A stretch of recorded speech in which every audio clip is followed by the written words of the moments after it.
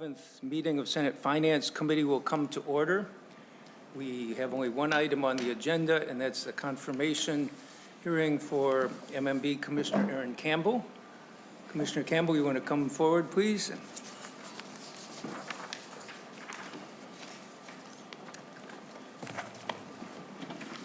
Welcome to the Senate Finance Committee, and we have your packet, but if you want to make a statement, that'd be helpful. Well, good morning, Mr. Chair and members. My name is Erin Campbell.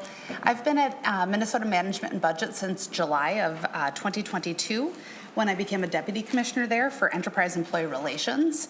A year later, Governor Walz appointed me to serve as commissioner, and I'm honored to come before you today again in that capacity. To begin, I'll share a little bit about my background and then turn to my responsibilities at MMB. I grew up in Willmar, Minnesota, and then graduated from Concordia College in Moorhead, where I was honored last year to be named one of the college's 2 honorees for the 2024 Sent Forth Awards. This recognition is given to alumni who have made an impact early in their careers, emphasizing service to others and strong vocational commitment. I am before you today as a longtime public servant with nearly 20 years of service in state government. My work in state government began here in the Minnesota Senate, where I started as a committee page and then later legislative assistant to then tax committee chair Larry Pogmiller. When Senator Pogmiller became majority leader, I served as a leadership assistant and policy coordinator, where I led on a broad range of policy issues and helped facilitate the movement and progression of bills. Following Governor Dayton's election, I joined his transition team as an outreach coordinator and then served in his office as a senior policy advisor for 3 years. In that capacity, I covered a broad range of budget and policy issues, including transportation, public safety, labor, capital investment, to name just a few. I then spent 2 legislative sessions as a lobbyist at Messerly and Kramer before returning to state service at the Department of Administration as an assistant commissioner for facilities and enterprise services. There I provided senior leadership on facilities management, fleet and surplus, construction, and continuity planning, including creating, implementing, and improving business plans for units that functioned a little bit like private businesses. From late 2017 through the end of his term, I returned to Governor Dayton's office, where I served as a deputy chief of staff for legislative and policy affairs. I was part of the senior leadership team and led the governor's team of policy advisors. When Governor Dayton's term ended, I returned to my position at the Department of Administration as an assistant commissioner. For several years, Governor Walz asked me to lead key strategic initiatives elsewhere in the enterprise as well, including leading the Minnesota Department of Health's long-term care battle plan to keep COVID-19 out of long-term care facilities. I also served in temporary roles in Governor Walz's office as a senior advisor to him in the spring of 2021, advising him on legislative affairs, and then as a chief operating officer for cabinet and state affairs in the summer of 2021. Then in 2022, I came to MMB as the Deputy Commissioner for Enterprise Employee Relations. That's a role that I held until I became commissioner. In that role, I oversaw human resources and labor relations functions for state government, working to improve employee experience and make the state an employer of choice. I've been commissioner since August of 2023, where I serve as the state's chief financial officer, chief accounting officer, controller, and chief human resources officer. At MMB, we serve as stewards of the state's financial and human resources and are focused on delivering effective services to the people of Minnesota. Among our many duties, we oversee employee insurance for 131,000 state employees, their family members, and retirees across all 3 branches of government, and we lead collective bargaining on behalf of the state. We provide for responsible and transparent management of the state's fiscal resources, promoting financial best practices, providing leadership on internal controls to safeguard state funds, and facilitating public access to the state's financial information and fiscal priorities. We also provide collaborative enterprise leadership, supporting cross-agency coordination, and helping ensure state government delivers critical programs and services for Minnesotans as effectively and efficiently as possible. At MMB, I'm fortunate to be surrounded by bright, talented, and dedicated team members. I'm proud of Team MMB's many accomplishments during my time as commissioner, And I'll just name a few highlights here. We've delivered our state's comprehensive financial report with an unmodified clean opinion from the OLA. We've received the Certificate of Achievement for Excellence in Financial Reporting from the Government Finance Officers Association for 38 consecutive years. We've maintained AAA bond ratings from all 3 rating agencies, the highest possible rating, which keeps our borrowing costs low. We issued $1.7 billion in new debt over the last 2 years at low borrowing rates and strategically refinanced existing debt, saving the general fund $53 million and the trunk highway fund $16 million. Through the work of our results management team, Minnesota became one of only 2 states in the nation to receive platinum certification by Results for America, and one of 7 states designated as a national leader in evidence-based decision-making. We created and implemented Executive Order 2314, which removes barriers and improves access to state employment with a significant focus on avoiding unnecessary degree requirements in the state hiring process. And we've really focused on making the state a great place to work and an employer of choice. Employee turnover was 5.5% last year, and that's the lowest point in over a decade. And finally, our implementation office has provided successful coordination and project management to launch the new Department of Children, Youth, and Families, which consolidates key supports for children and families in one child-centered organization. And with that brief introduction, Chair Marty and members, I'm happy to answer your questions. Thank you, Commissioner. Appreciate that, and I will open it up for questions or discussion from members of the committee. Senator Draheim. Thank you, Chair. And thank you, Commissioner, for being here. You know, probably the hottest topic in the media is the consistent fraud that has come out of Minnesota under the current administration. And in your resume reflects the current governor's path to me to be in this situation with all the $600 and some million worth of fraud during his time here. And I look through your resume, very impressive, but I don't see a lot about the fiscal end or financials. And can you just give us a little bit, a taste of what you think you can do to do your part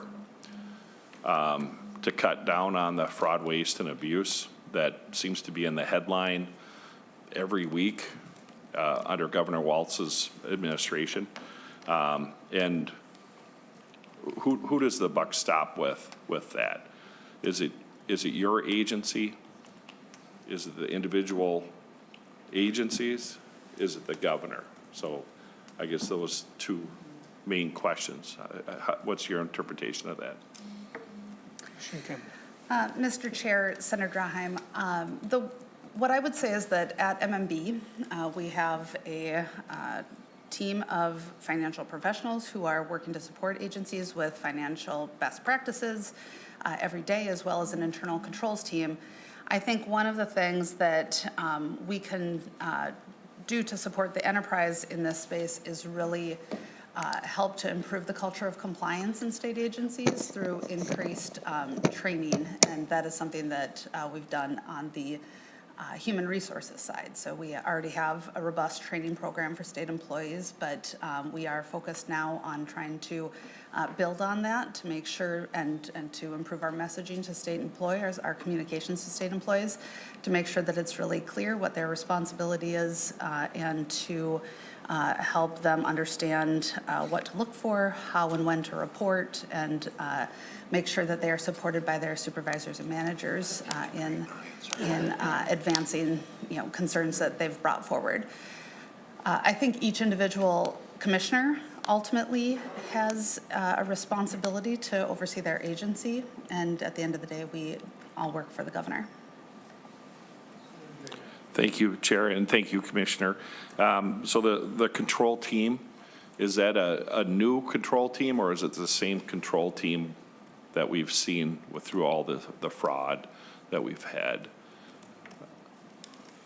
Mr. Chair, Senator Draheim, the internal control team is if you just, I think a week or two ago, we did a presentation here in this committee on the internal controls unit. What we do, that's a team of about 5 people. We also have a 5-person internal audit team that's meant to help supplement internal audit needs in state agencies. The internal controls team helps agencies track OLA recommendations and findings, provides best practices. It is a similar model as we employ in a lot of other spaces because we're a central service agency. So we are trying to set the policy and help agencies understand how to implement it, and then the agencies go and implement it. So each agency has their own internal controls team that is, at least point of contact who's responsible for making sure that they've done risk assessments, they've got strong internal controls in place, and then they certainly all have their own finance teams. Senator Draheim. Thank you. So let me approach this from a little different. Is there anything different we're going to do? Because I assume the internal control team has been there the way it sounds, and we missed a whole bunch of our tax dollars going out to things it wasn't supposed to go to. So moving forward, what are the different things you're going to try to implement within your agency to do better so we can slow down the fraud, waste, and abuse? Yeah, Mr. Chair, Senator Draheim, we've got our internal controls team working. We've changed the way they've interacted with agencies the OLA reports, and so doing a little bit more hand-holding with them in terms of how to understand the OLA's recommendations and then implement them. We also have changed the format, so there's a standard format that you'll see when agencies submit their letters to the OLA reports, so that there's consistency around who owns that recommendation and when it will be completed by, so it's easier for us all to track.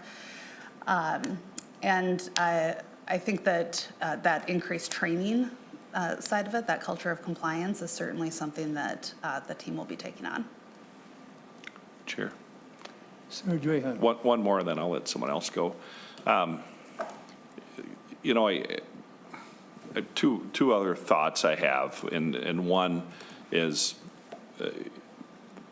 the conversation we just had about the OLA reports. And are you looking to change how you communicate with us, the legislative body, on procedures that you think need to be changed or adapted, or recommendations you give to other commissioners? So I'm looking for the communication. It seems it should be a team effort. It should be a partisan effort. It should be a team effort to make sure that we're using our state tax dollars efficiently. So we do have the resources to do the good work that we attempt to do here. So what are the communication changes that you see making now that you'll have a permanent commissioner spot to help better the communication between your agency and the legislative body? And then I would also add the fiscal notes. What are we going to do different there to communicate with us? Mr. Chair, Senator Draheim, so we submit a report every 2 years to the legislature from the internal controls unit. I think what I would say is that we'd be really open to having a conversation with you about how to make that more useful for the legislature and how it can be more instructive.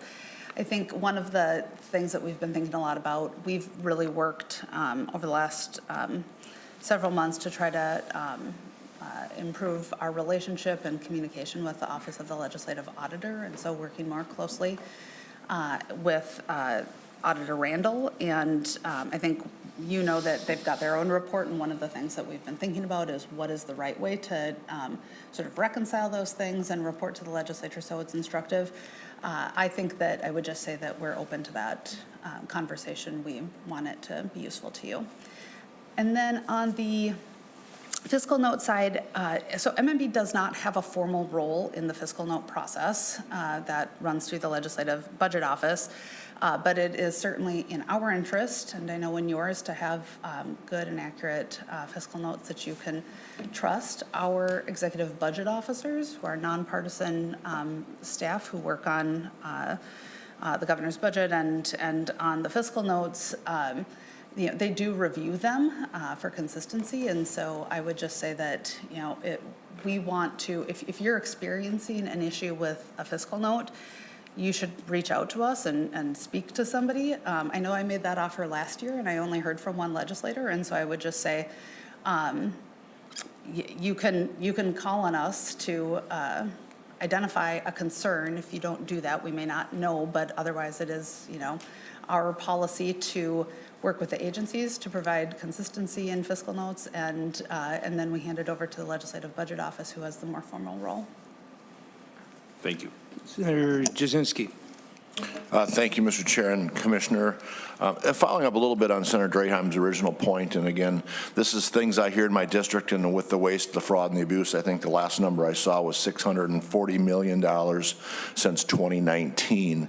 And the big question I get when I'm in my district is, does anybody ever get fired? Is there someone overseeing either in a department or an MMB or anybody either been fired or put to another position or something that because of the waste, fraud, and abuse oversight? Again, I hear it time and time again in my district. I'm not trying to pick on anybody. I'm just saying my constituents say, hey, they see it in the news, the waste, the fraud, the abuse, $640 million. Does anybody ever get fired because of dereliction of duty or not overseeing something properly? So that's the question I have is, to your knowledge, has anybody lost their job because of not properly overseeing the taxpayer money? Commissioner. Chair Marty, Senator Jasinski. So what I would say is that in state government, for anybody who is covered by who is represented, a represented employee, we use progressive discipline, and so it is entirely possible that depending on the severity of the issue and any prior discipline, that people have lost their jobs. I can't speak to that. There are nearly 40,000 employees in state government, so I don't know exactly what the answer to your question is, but we do take disciplining and performance managing our employees seriously. We follow progressive discipline and ensure that employees have due process, but also that instances are investigated and that appropriate actions are taken at that time. Most of that information would not necessarily be public information, and so I think sometimes part of the frustration comes from not necessarily being able to have that information, and most times we can't share that for legal reasons. But appreciate the point, and I can assure you that we take that seriously and would want to make sure to emphasize that for any supervisor, manager, director in an agency, that they certainly should be acting in accordance with that progressive discipline, and up to including discharge in instances of, in any instance of where their performance is not meeting our expectations. Mr. Chair, just one follow-up. So again, so you're the commissioner of MMB, which oversees all the money. So my question is there, has there not been discipline on financial issues? I'm not asking for names, instances, things like that. Has anyone been disciplined for the waste, fraud, and abuse of the $640 million since 2019, to your knowledge? Has anybody been disciplined? Yes or no is all I need to know. Yeah, Commissioner. Chair Marty and Senator Jasinski, at MMB, we've not had an instance that would require that. So at MMB, the answer is no, but there have not been any instances of fraud, waste, or abuse, certainly that would rise to that level. Thank you, Mr. Chair. Thank you, Madam Commissioner. Senator Pappas. Thank you, Mr. Chairman. And I actually, all I know about this, or most of what I know is what I read in the paper, but it's my understanding, and correct me if I'm wrong, that The Department of Education did try to suspend some payments, and that was blocked by the courts. And then they reported their suspicions to the FBI, and then there was like a lot of undercover investigation going on by the FBI before it finally, came to a point where there maybe years of investigation. So maybe the FBI took way too much time during that investigation. I'm sure they were trying to make as strong a case as they could. But that's all, I really know at this point. It'd be kind of interesting to know more about the whole process. And I think there's other committees that maybe the Education Committee has delved into it more. And thank you. Senator Dames. Well, thank you, Mr. Chair and Commissioner. You mentioned that you use progressive discipline. And when you look that up on progressive discipline, it states the goal is to improve employee performance or change their behavior, not to punish them. So if there are no end results to take a stand, of some type of punishment, why do we believe that we're going to have changes? I mean, to me, if you're going to have a change and get people to change their habits in order to do things different so we can stop some of this waste, fraud, and abuse, but yet the underlying thing is that we're going to try to change their behavior but not punish them, I think that that's kind of counterproductive. I'm curious what your thoughts were. Mr. Chair, Senator Dames, progressive discipline means that might be where you start, but that's not necessarily where you end. If an employee is having repeat performance issues, what progressive discipline means is that it progressively gets more severe. And so that means that it can lead to suspension, discharge, any of those things are possible under progressive discipline.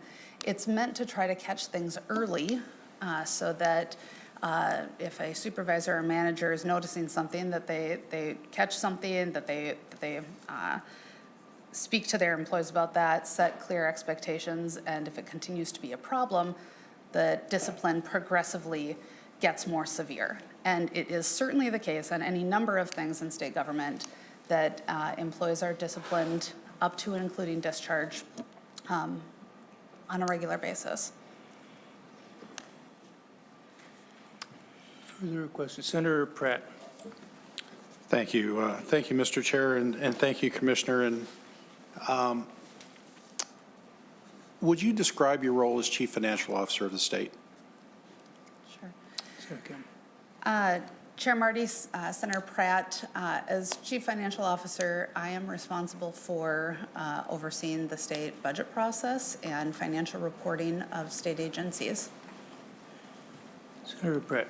Thank you, Mr. Chair and Commissioner. It's also fair to say that from the hearing the other week, you also have financial control responsibility as well. Sure. Is that a fair statement? That is, yes. Excuse me, Mr. Chair. Go ahead, continue.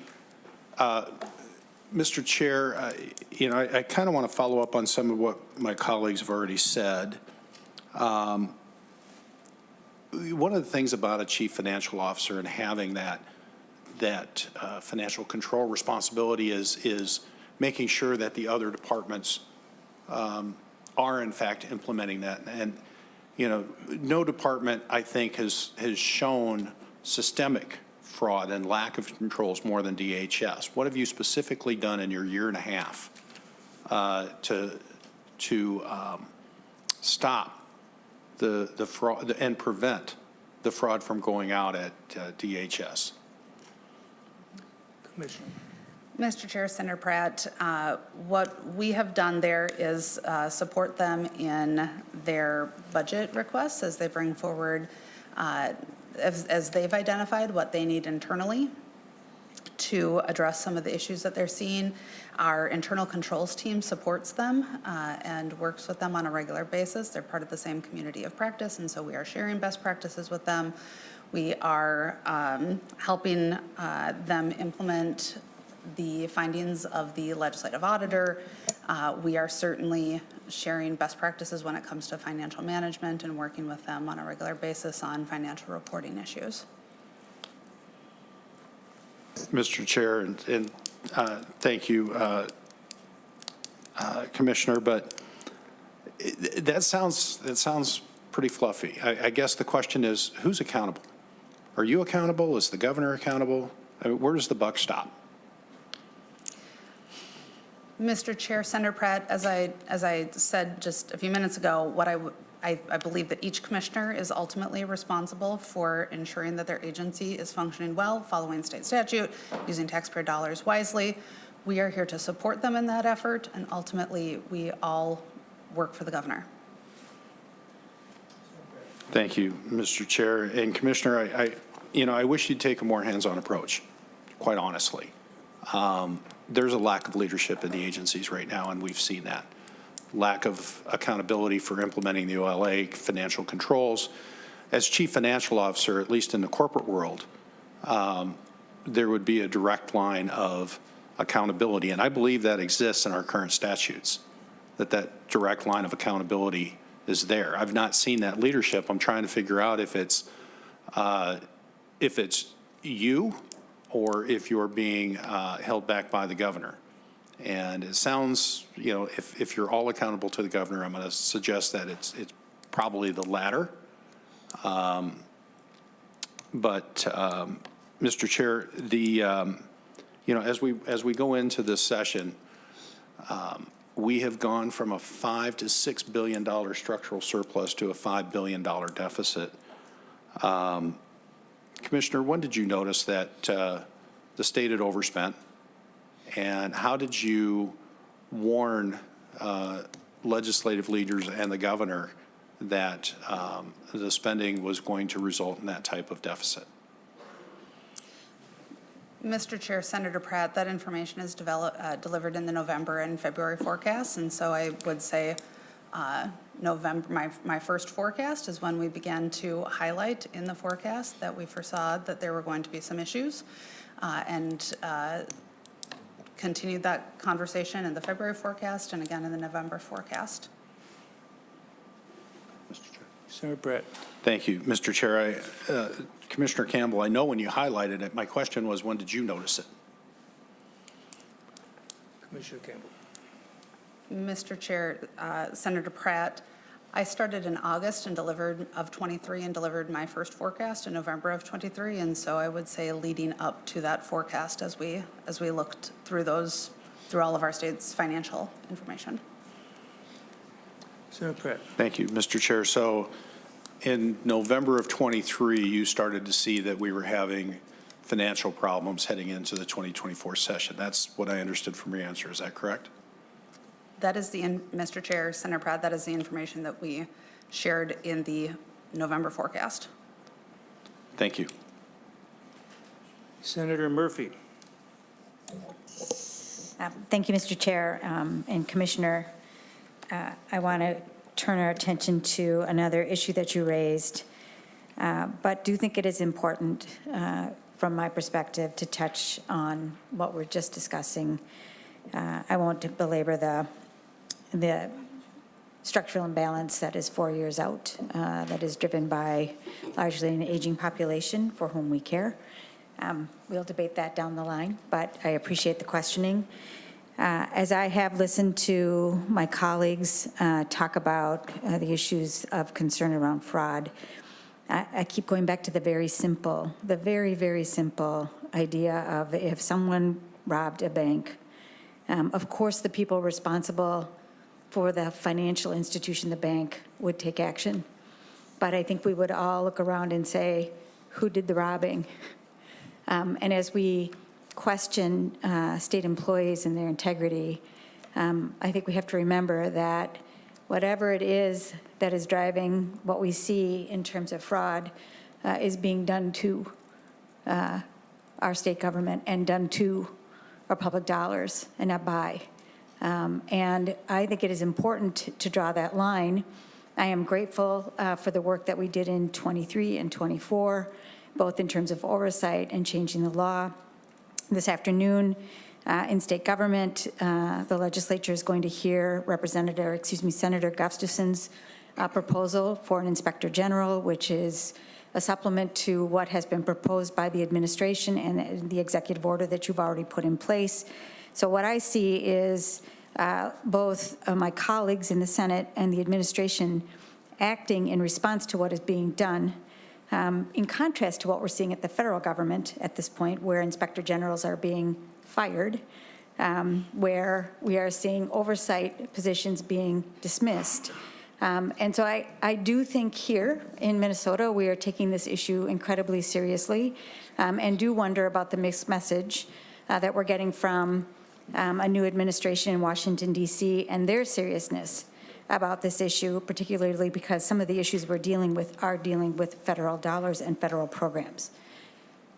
So, to a different point, you talked about turnover rates, and that we are at the lowest level of turnover rates in this administration. And I'm wondering if you could share with me just a little bit more about where the rates have been and what you think are the factors that are contributing to the retention of our employee base, knowing that turnover employees and recruiting and hiring is an expense for the state government. And so retention, from my perspective, is both a value because of experience and a value because of the cost of when we lose and have to recruit and hire new people. Could you share a little bit more about the rates and what you think are contributing to the retention currently? Thank you. Sure. Mr. Chair, Senator Marty, or excuse me, Mr. Chair, Senator Murphy, if we look at, during the pandemic, those numbers were above 11%, 11% turnover annually. Certainly, we know that there was a lot of turnover in every business at around that time, and so I think that is a part of it. In addition to that, over the last several years, we've really tried to focus in on what employees are telling us they need in order to stay in their employment. We share your viewpoint that it is much more cost effective to try to retain employees than to constantly have them turn over, fall behind in work, and the expense of onboarding new employees. And so what we have done is really turn to the data sources that we have. So we've got an employee engagement survey that goes out every 2 years. We've started doing some pulse surveys for employees and are really focusing in on what they are telling us. And so one of the things that sticks out across all employee groups is the need for more professional development opportunities, more career advancement opportunities, looking for career pathways in state government. So we have been working on that through creating individual development plans, asking supervisors, managers, directors, leaders to have career conversations with employees to understand. We are looking to find ways to get them access to opportunities, not just like a training, but also maybe a work out of class or a special project, something along those lines to really help them advance their career goals in state government. And in addition to that, then one of the other things that we hear a lot about is a number of things that sort of relate back to the quality of supervision and managers, and working to which has led us down a path of really focusing on leadership competencies and really helping to further develop supervisors and managers to help improve relationships between employees and their supervisors and managers. We have developed the leadership competencies and have also integrated them into materials like interview questions, performance reviews, the individual development plans, any number of places where we are really looking to try to help our employees understand what their role is as a leader and what we expect of them, and to hold them accountable for that work. And so we do the employee engagement survey every 2 years. We just put that out a couple weeks ago, and so we'll have new information this summer to see what employees say about whether or not they feel that that is effective or not. And we're hoping that we see a bit of a change there. The other thing I would just say is we've really, in digging into the data to understand what's happening there, what we see is that turnover for employees, if they're going to leave state government, they often leave very soon after they've started. So it could be like 3 or 6 months. It's not, if we can hold on to them for a year, we can probably hold on to them for many years. And so it really is that sort of immediate onboarding and initial experience with state agencies and their own supervisors and managers that really determines whether or not they're going to stay in a state agency. And so we're sort of turning our focus there to improve onboarding experiences, making sure that employees have what they need right away to be successful and stick around. Thank you, Senator Murphy.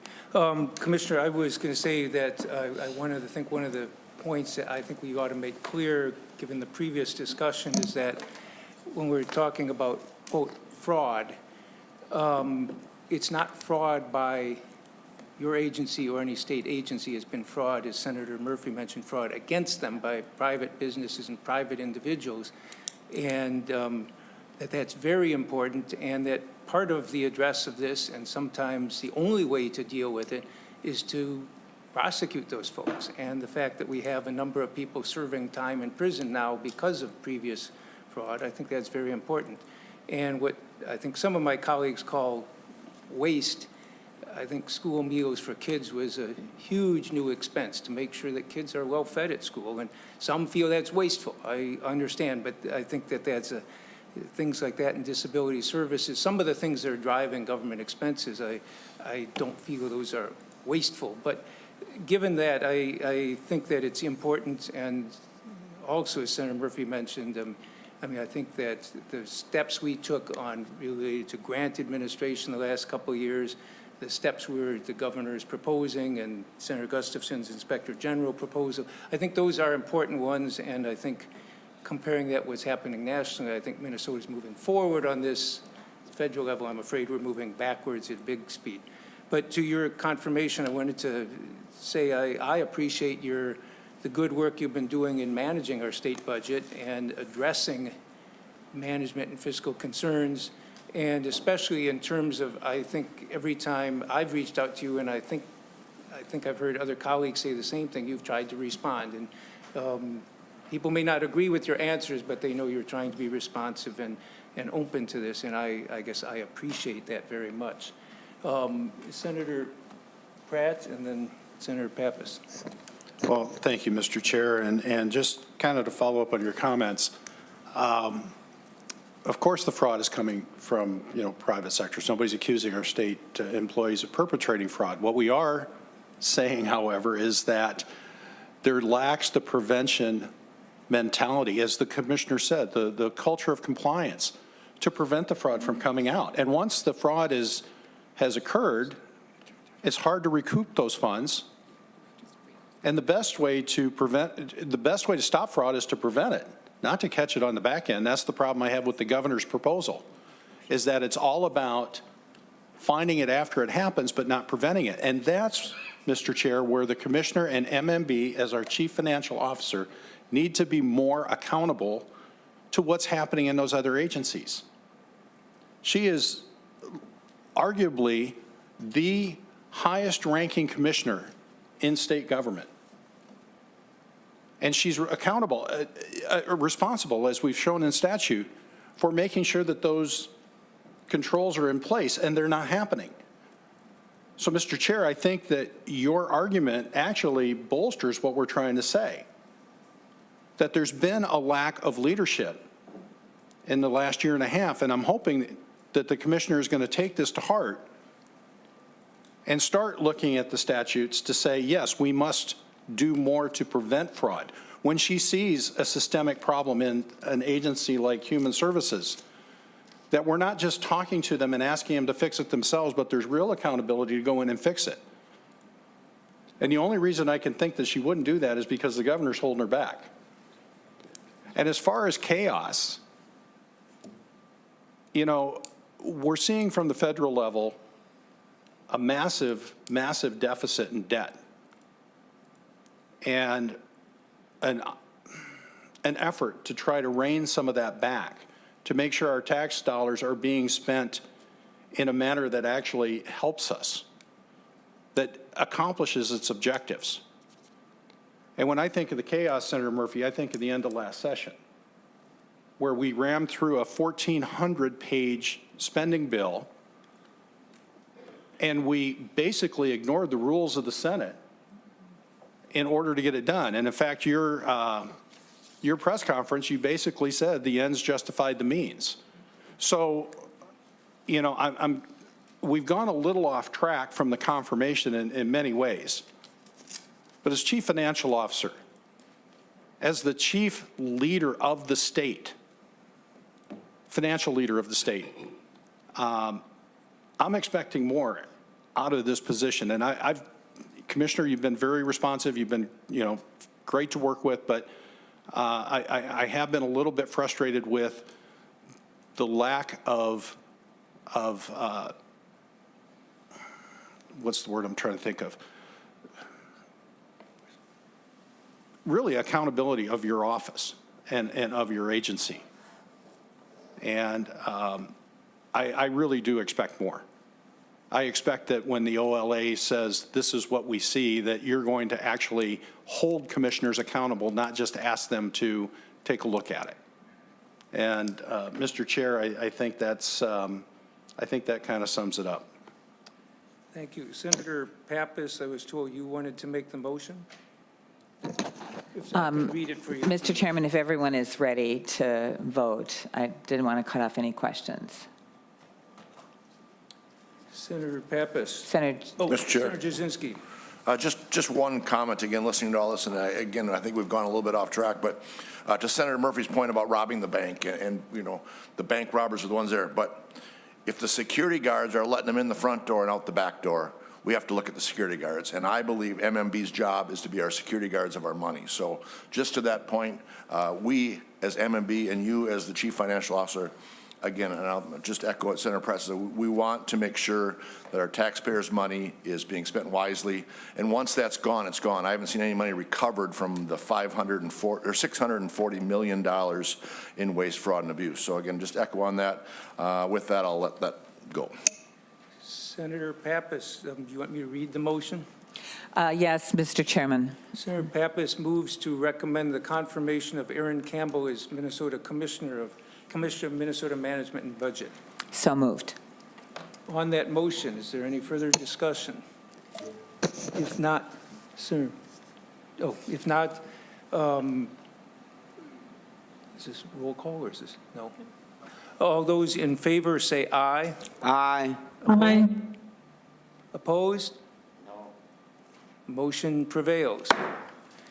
Commissioner, congratulations. We look forward to working with you. This is the only meeting for Finance Committee this week. We will be notifying members as soon as we know more.